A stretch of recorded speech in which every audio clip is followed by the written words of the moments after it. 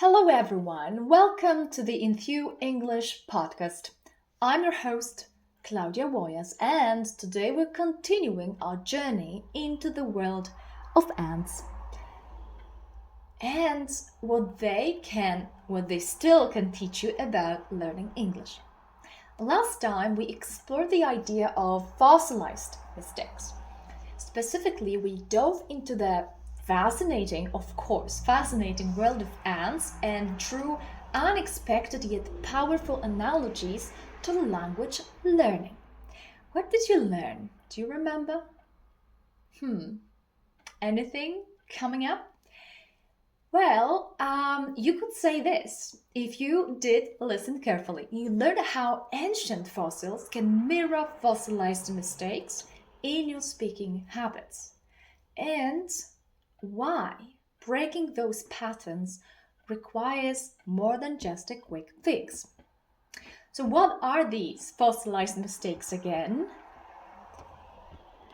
Just like ants, trapped in amber, some language errors get stuck in your speech unless you proactively work to correct them. Have you been doing the work yourselves? Pause and think. All right, and today is the day we're diving into 4 more analogies that will help you develop your language skills and your observation skills as well. Because I believe, I'm totally confident, it's true that learning English isn't just about memorizing vocabulary. It's about noticing patterns, making connections, and staying open to inspiration from unexpected places, ants included. I hope you're ready to learn even more from ants.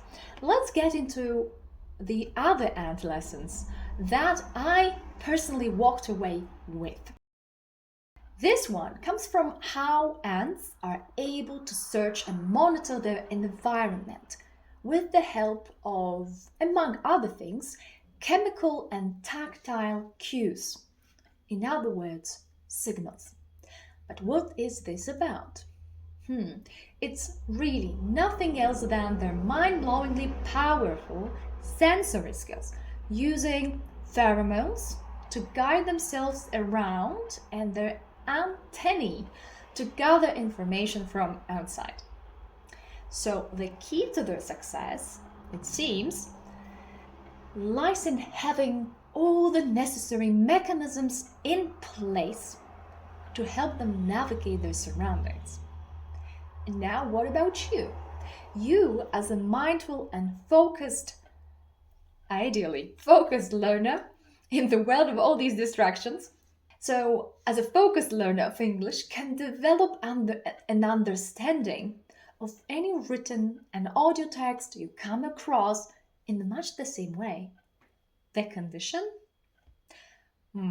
Use the right tools the ant way. With the difference that on your learning journey with me, you will integrate multiple techniques, tips, and tools that I happily share in my Enthu English classroom. And frankly, the whole ant navigation process made me think of the essential practice of learning to recognize patterns in speech and sound, and equally developing the ability to detect useful language chants. And of course, like ants, you do need navigational skills to move up and down the complexity ladder of what? Of understanding and language production.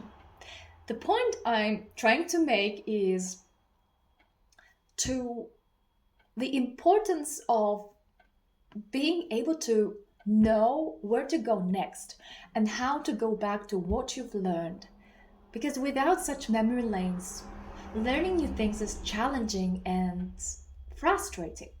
We all know how much easier it is to remember something we can associate with and link to something we already know. Like ants, you need to train your brain to go back home at will. So my encouragement My word of encouragement is tap into your ant-like superpowers with me in the Enthu English classroom. All right, let's talk about the third parallel now, or the third analogy. When it comes to this one, it refers to skills of collective searching, and sparked in my head a quick association with the fact that learning a language doesn't happen in isolation, but is at the core, fundamentally, an act of teamwork.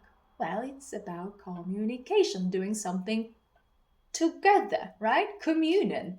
That's the basic origin of the basic meaning of communication, to do this together. And it goes without saying that you need moments of self-study and solitary learning, right? But to see and check the results of your learning efforts, you need other people to practice your skills with in real life. It's exactly through these interactions with others that you discover whether you used the right phrase and sounded correct, polite, formal or not, appropriate. So I think that the quality of your message is the accuracy of your listeners' understanding, or the success, the level of their success in understanding your message. We're talking all things unrelated. You're listening to the Enthu English Podcast. I'm your host, Klaudia Łojas, the Enthu English coach. Okay, now let's talk about another skill that some ants can pride themselves in. It's their uncanny ability to detect cancer. Did you know about this? As with all human senses, the sense of smell doesn't compare to that of ants. Where we do have a chance to outperform them with regard to the senses is your feeling for what sounds correct and reads well in English. You can never underestimate the power of intuition when it comes to new combinations of words that you might create, produce, come up with, and your impression that what you said is awkward, and you'd better rephrase it for greater clarity to avoid confusion. Again, do it the An way and keep sniffing out sound, rhythm, and intonation patterns. Sound, rhythm, and intonation patterns. There's one more lesson ants can teach you when you look at their evolutionary history. Yes, we're going to talk about evolutionary history now, just a little.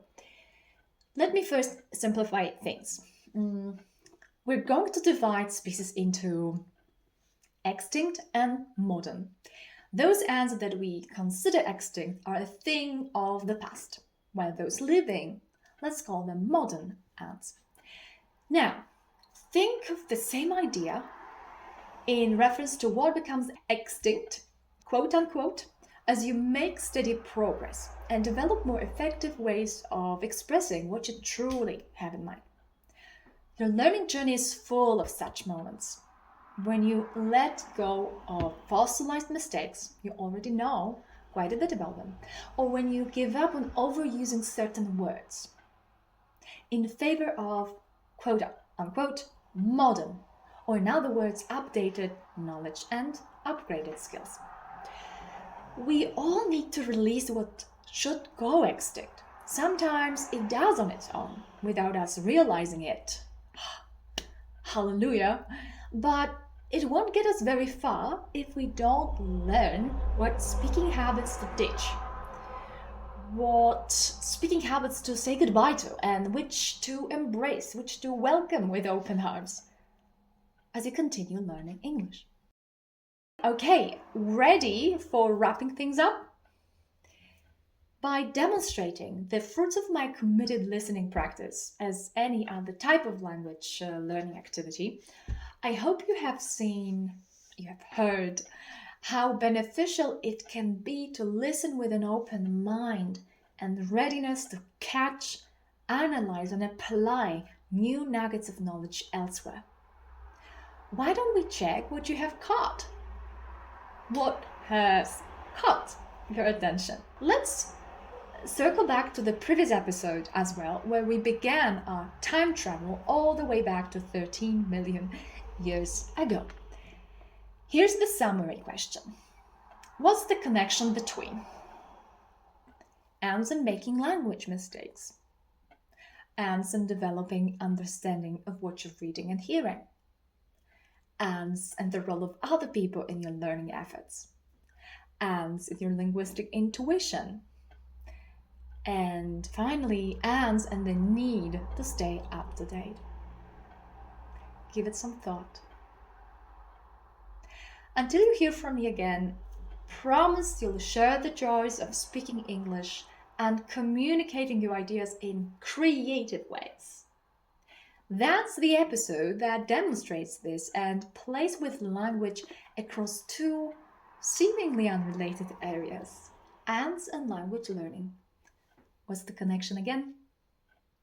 Remember, the more you train your ear and mind to notice, the more fluent and flexible your English becomes. So keep noticing, keep making connections, and keep experiencing ant-inspired insight. Thank you for tuning in. Enthu Learning English. Bye-bye.